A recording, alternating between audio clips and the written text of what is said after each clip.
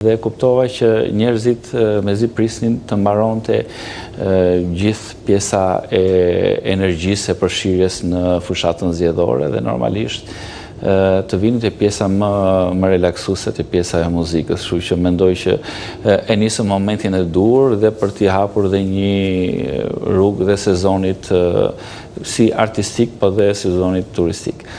Mendoj gjithmonë që muzika shkon paralel me trashëgiminë kulturore, me turizmin, pra ka një gërshetim dhe nëpërmjet festivalit duam t'japim dhe një ofertë turistike, pra kemi shumë të huaj që vinë e ndjekin festivalin dhe pse jo Tirana të bëhet dhe një pol interesant i turizmit kulturor. Ndoshta do ishte mirë që edhe studentët e liceut artistik të përdornin sheshin kryesor të metropolit si një skenë të tyre personale ku çdo natë të sjellnin qoftë edhe për variacion, diçka që atyre intereson edhe i shërben në fundit si një orë zbatimi apo përsëritje të dijeve që kanë marrë gjatë gjithë vitit. Mbrëm ndërkohë, një ngjarje e rëndësishme për Evropën.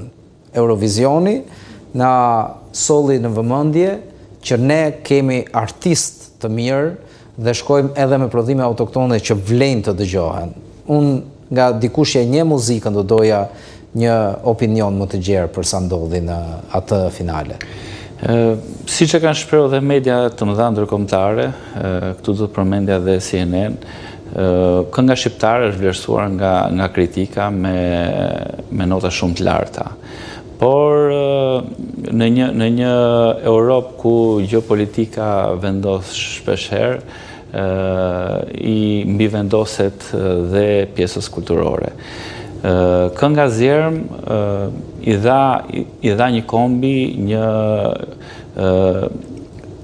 një shplurosi do thoja dhe i tregoj që me të vërtet disa vlerat më dha që ne kemi si kom, vlen që të përfaqësohen dhe të promovohen shumë në skenën europiane. Pra, nëpërmjet muzikës ne mund të shkojmë shumë herë më shpejt në Europë, në gjithë botën kemi ambasadorët tanë shumë dinjitoz.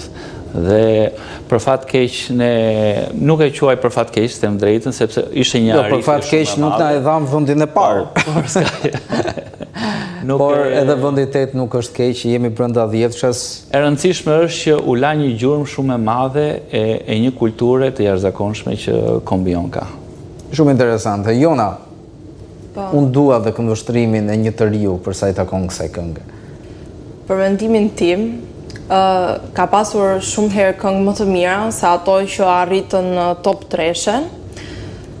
Mendoj se të dyja vendet e dyta nuk ishin mjaftueshëm të mira apo aq të vlerësuara nga publiku saç mund të ishte edhe kënga shqiptare.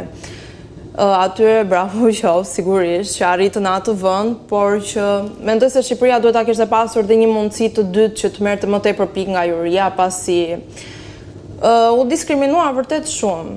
Pikët ishin të pakta, por publiku e tregoi veten e tij dhe na çoi në vend 8. Kaq mjafton. Faleminderit Jona që ishe sot këtu na solle tingut e kitarës, faleminderit Denis për këtë organizim dhe që e ndave me ne këtë pjesë të